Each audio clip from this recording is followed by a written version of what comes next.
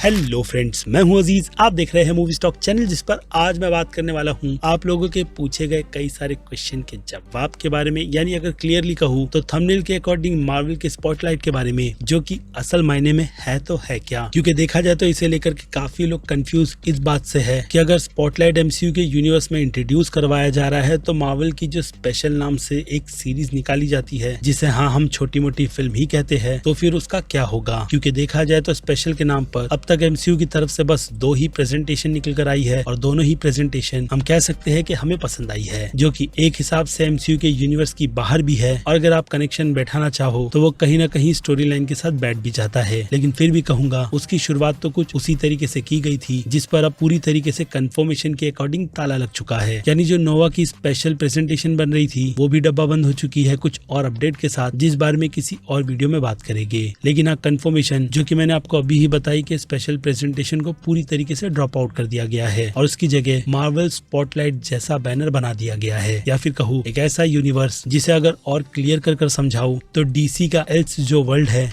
Marvel spotlight का भी बिल्कुल वही काम है। यानी जो कुछ भी काम इन सभी के सभी प्रोजेक्ट्स में किए जाएंगे उसका कोई भी इफेक्ट एमसीयू की मेन टाइमलाइन पर नहीं पड़ेगा। यानी यहाँ पर क्रिएटिविटी को पूरा का पूरा मौका देते हुए कंटेंट से बिल्कुल भी कॉम्प्रोमाइज नहीं किया जाएगा, चाहे अगर स्टोरीज उन्हें स्पॉटलाइट में रखकर क्यों ना सुनानी हो। ऐसे में देखा जाए तो हम फैंस के लिए अपॉर्चुनिटी अगर बिल्कुल ही क्लियर विजन के साथ देखे तो थॉर लव एंड थंडर जैसा जो बाबाशीर बनाया गया था उसे हटा करके मैं तो कहता हूँ अपने पाप धोते हुए एमसीयू को गॉड द गॉड बुचर की कहानी को कंटिन्यू करना चाहिए, जिसका इफेक्ट अगेन एमसीयू की मेन टाइमलाइन पर पड़ेगा भी नहीं, और 2 से 3 पार्ट की एक काफी अच्छी सीरीज फिल्म के तौर पर ही हम फैंस को मिल जाएगी। क्योंकि मेरे सुनने में भी कुछ यही आया है अगेन सोर्सेज की तरफ से कि एमसीयू कई सारे ऐसे प्रोजेक्ट्स पर इसी स्पॉटलाइट के जरिए ध्यान देगा। लेकिन अभी के लिए तो शुरुआत इको से शुरू कर उसकी घोषणा जोरों शोरों से की गई है। और हाँ, अगर इसमें कोई सीरीज भी आएगी तो उसे बिल्कुल ही नेटफ्लिक्स की तरह पूरे एपिसोड्स के साथ एक ही दिन को रिलीज किया जाएगा। अगेन एग्जांपल इको का है, जिस कैरेक्टर की प्रेजेंटेशन यानी कि कैरेक्टर को हमें हॉकाई जैसी टट्टी सीरीज में दिखा करके करवाया गया था। और फिर क्या था, उसके बाद से इस कैरेक्टर में मैं बिल्कुल भी इंटरेस्टेड नहीं था कि मैं इसके फ्यूचर को एमसीयू के यूनिवर्स में देखूं। लेकिन प्रेजेंटेशन का डार्क टोन और हुलू को जो फॉक्स के लिए खरीदा गया है, तो अब वैसा ही कमाल डिज्नी के इन शोज को भी लेकर के हुलू के लिए किया जाएगा, ताकि हुलू से जो भी प्रॉफिट जनरेट हो रहा है उसका वो लोग सही सही इस्तेमाल कर सके। इसलिए कहूंगा कि स्पेशल प्रेजेंटेशन को बंद करके स्पॉटलाइट को जगा दी गई है। और इन चीजों से ये बात भी ऑफिशियली कंफर्म की गई है कि वो फैंस भी जुड़ सकते हैं जो लोग मार्वल के कंटेंट में बिल्कुल भी इंटरेस्टेड नहीं होते, क्योंकि मार्वल की कंटिन्यूटी अब हिसाब से काफी ज्यादा लंबी हो गई है और अभी के फेस में काफी ज्यादा बेकार भी, या फिर कहूँ एक रोलर कोस्टर राइड की तरह, जिसे अगेन नई ऑडियंस अगर कैचअप करना चाहे तो थोड़ा हार्ड तो होगा ही। बाकी हम फैंस के लिए तो कैचअप करना काफी ज्यादा इजी है। लेकिन गेट कीपिंग करते हुए मैं ये बिल्कुल भी नहीं कहूंगा कि एमसीयू ने हमें बिल्कुल भी डिसअपॉइंट नहीं किया है, बल्कि डिसअपॉइंटमेंट ऑन पीक है, जिसमें अब ये चीज कितना ज्यादा फायदा देगी वो तो आने वाला वक्त ही बताएगा। क्योंकि प्रॉमिस मुझसे भी इनसाइड सोर्स ने काफी ज्यादा किया है कि इसे लेकर के अब बहुत अच्छे एक्सपेरिमेंट होने वाले हैं। लेकिन लेट्स सी कि तब तक फैंस की उम्मीद पूरी तरीके से ना मर जाए, क्योंकि अगेन इसकी शुरुआत में इको जैसी सीरीज रखी गई है, जो कि इसके टीजर से अभी के लिए तो काफी ज्यादा प्रॉमिसिंग है। जिन सब पर अब फिर क्या बनती है आपकी राय, जो आप मुझे कमेंट में लिख करके बता सकते हैं। बाकी मैं हूँ Aziz, movie stock channel like share और सब्सक्राइब भूलना मत। मिलूंगा जल्दी दूसरी किसी वीडियो में। Till then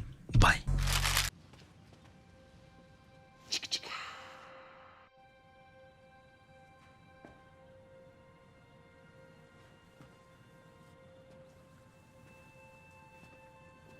You're still here.